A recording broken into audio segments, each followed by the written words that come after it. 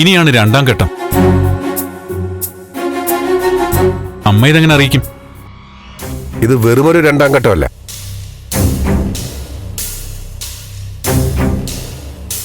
പ്രഭ കാര്യം അറിയുന്ന ഘട്ടം ആപൽഘട്ട.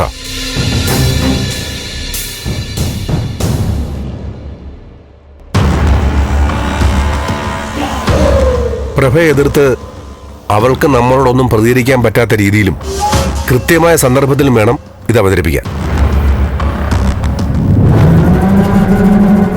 കൃത്യമായൊരു സന്ദർഭം എന്റെ മനസ്സിൽ തെളിഞ്ഞു വരുന്നുണ്ട്. എന്താ? അടുത്ത 15-ാം തീയതിയുടെ പ്രത്യേകത എന്താണെന്ന് അറിയോ? ഇല്ല. അച്ഛന്റെ അമ്മയുടെ വിവാഹ വാർഷിക ദിവസമാണ്. എല്ലാ പ്രാവശ്യവും വീട്ടിൽ ചെറിയൊരു ചടങ്ങ് മാത്രമായിരുന്നെങ്കിൽ ഇത്തവണ നമ്മളത് വിപുലമായിട്ട് ആഘോഷിക്കും. ബന്ധുക്കളെയും വേണ്ടപ്പെട്ടവരും ഒക്കെ ക്ഷണിക്കണം. ഒരു കൊച്ചു ഫംഗ്ഷൻ.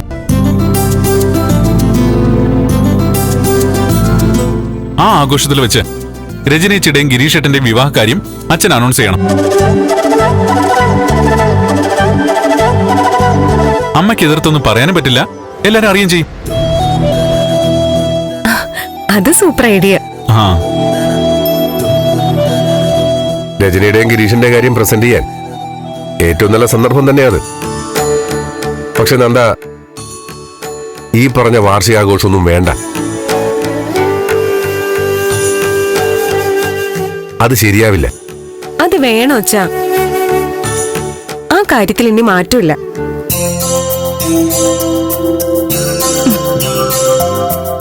എന്റെ വിവാഹക്കാരി അവിടെ നിൽക്കട്ടെ. നന്ദന്റെ ദേവികയുടെ കാര്യം അന്നത്തെ ആഘോഷത്തിൽ പറയണം. ഇവിടുത്തെ അന്തരീക്ഷത്തിന് ഒരു സന്തോഷം ഉണ്ടാക്കാൻ ഇങ്ങനൊരു ആഘോഷം വേണോ അച്ഛാ? അച്ഛന് നീണ്ട കാലത്ത് അസുഖം കഴിഞ്ഞ് ജീവിതത്തിലേക്ക് തിരിച്ചു വന്നിരിക്കുക. പിന്നെ അമ്മയുടെ മനസ്സിനും ഈ ആഘോഷം മാറ്റം ഉണ്ടാക്കുമെങ്കിലോ?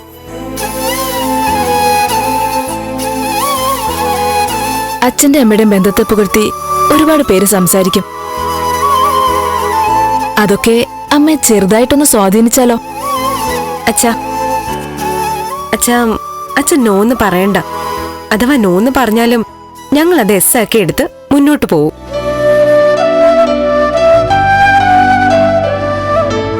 വിവാഹ വാർഷികം ഗംഭീരമായിട്ട് ആഘോഷിക്കണം.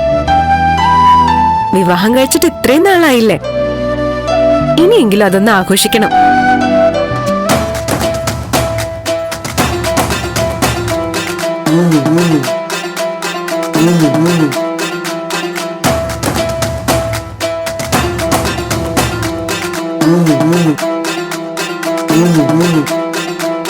ആരുടെ വിവാഹത്തെക്കുറിച്ചായി പറയുന്നേ? അച്ഛന്റെ അമ്മയുടെ വിവാഹ വാർഷികം 15-ാം തീയതിയാ. അത് ആഘോഷിക്കുന്ന ആരും പറയായിരുന്നു. എല്ലാ തവണയും പോലെ വീട്ടിൽ ചെറുതായിട്ടൊരു ചടങ്ങല്ല,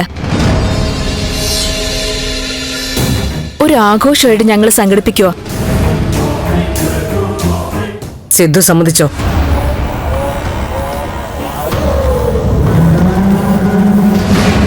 ഇങ്ങനൊരു ചടങ്ങിന്റെ ആവശ്യം ഉണ്ടോന്ന് ഞാൻ ചോദിച്ചു.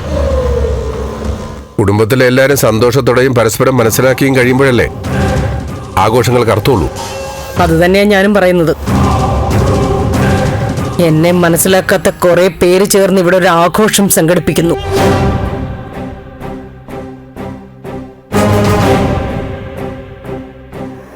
അതിന് നിന്നു തരാൻ എന്റെ മനസ്സ് ചിലപ്പോൾ സമ്മതിച്ചെന്നും വരില്ല. അച്ഛന്റെ അമ്മയുടെയും ജന്മദിനവും വെഡിങ് ആനിവേഴ്സറിയൊക്കെ എങ്ങനെ ആഘോഷിക്കണമെന്ന് മക്കളാ തീരുമാനിക്കുന്നത്. അത് മക്കളുടെ അവകാശം കൂടിയാണ്. ഞങ്ങൾ തീരുമാനിച്ചു, ഞങ്ങളുടെ അച്ഛന്റെ അമ്മയുടെ വിവാഹ വാർഷികം ഇത്തവണ ഗംഭീരമായിട്ട് നടത്തും.